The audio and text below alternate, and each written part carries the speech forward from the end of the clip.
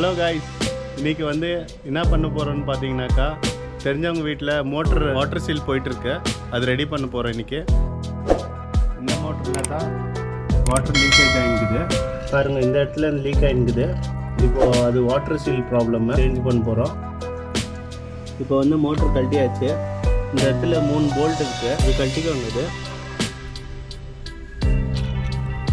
லைட்டாக தட்டிட்டு ஷேக் பண்ணி வெளியே இழுத்தா வந்துடும். இது வெளியே இந்த இன்புல்ல இருக்கிற நெட்டை கழட்டிக்கோங்க.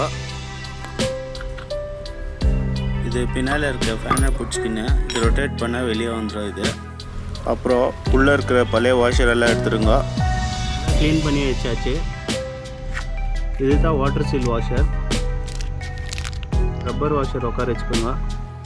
உட்கார வச்சுட்டு ஸ்டோன் புஷ்ஷோ வாட்டர் சீலோ ரெண்டோ போட்டு ப்ரெஸ் பண்ணி விட்ருங்க.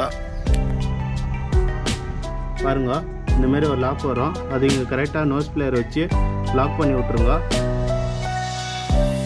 இந்த ஃபேனை பிடிச்சிக்கோங்க. அப்புறமா ஹேண்ட் டைட் பண்ணுங்க. போதும்.